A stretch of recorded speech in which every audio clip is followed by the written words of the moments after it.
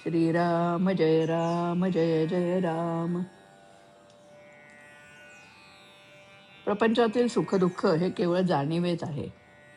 प्रापंचिकाच्या मनात नेहमी एक शंका येते की खोटे करून सुद्धा जर सुखी होता येते तर तसे करायला काय हरकत आहे. सन्मार्गाने गेला तरी माणूस दुःखी का होतो अशी ही शंका आपल्याला येते. मी देवाला भिवून वागलो का तर प्रपंच सुखाचा व्हावा म्हणून.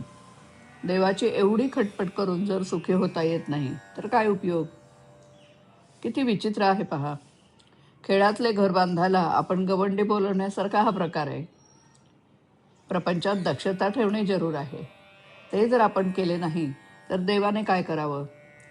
भगवंताचं साधन म्हणून आपण उपयोग करतो आणि शेवटी साधनालाच दोष देतो. साध्य बाजूला राहते. भगवंत विषय देईल पण त्याबरोबर त्याचं दुःखही देईल. एक जण मारुतीरायाला सांगून चोरी करीत असे. एकदा तो पकडला गेला आणि त्याला शिक्षाही झाली. तेव्हा तीही मारुतीच्याच संमतीने झाली असे नाही का. एक बाई देवाची पूजा करीत होती आणि एकीकडे स्वयंपाकही करीत होती. तिच्या हातून चुकून खिरीत मीठ पडले तेव्हा ती म्हणाली, देवा, मी तुझीच सेवा करीत होते ना, मग असे कसे होऊ दिलेस. आता याला काय म्हणावं बरं. मी कोण हे जोवर आपण ओळखत नाही तोवर वैभवाच्या शिखरावर जरी गेलो तरी आपल्याला समाधान मिळणार नाही. ज्याच्यापासून प्रपंच झाला त्याला ओळखता आले पाहिजे. देहच सत्य नाही तर त्यावर उभारलेली इमारत कुठून सत्य असणार. ठिगळे लावून आपण आपला प्रपंच करतो, त्यात कमतरता आल्याशिवाय नाही राहत.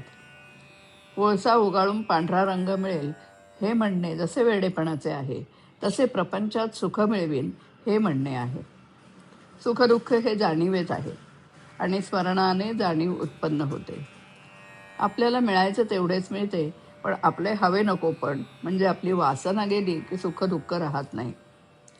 वासना मरायला भगवंताचे अधिष्ठान हाच एक उपाय आहे. वासना ही लाडावलेल्या कुत्र्याप्रमाणे आहे. तिला नुसते हड करून ती बाजूला जात नाही. पण तेही बरोबरच आहे, कारण आपणच तिला लाडावून ठेवली आहे. म्हणून भगवंताच्या पूजेच्या वेळीसुद्धा ती देवघरात येते. बरे चांगली वासना तेवढीच आत येऊ द्यावी असे म्हणावे तर तिच्याबरोबर वाईट वासनाही हळूच आत येते. शिवाय वाईट वासनेमध्ये चांगल्या वासनेला मारण्याचं बळ आहे, कारण आपण स्वतः वाईट वासनेच्या बाजूचेच आहोत. वासना ही कोणत्याही उपायाने तृप्त होण्यासारखे नसून आपण जर भगवंताजवळ वास ठेवला तरच ती नष्ट होते. भगवंताच्या अनुसंधानामध्ये नको असला तरी थोडा विषय येणारच, पण तो हवेपणाने भोगला नाही तर आपल्याला बाधक होणार नाही. श्रीराम.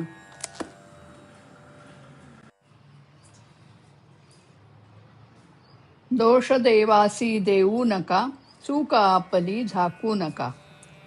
प्रपंच का मानिता सुखाचा, राम नाम नच घेई वाचा. खटपटीत जाता जन्म भुका, चूक आपली झाकू नका. साध्य कोणते कळले नाही, साधन हाती धरले नाही. वासना कधी सुख देईल का, चूक आपली झाकू नका. ओळखले ना कोण असे मी, पाहिले न कधी अंतर्यामी. नश्वर देहा लागता धका, चूक आपली झाकू नका. तृप्त न होते कधी वासना, रामाजवळी तिचा वास ना.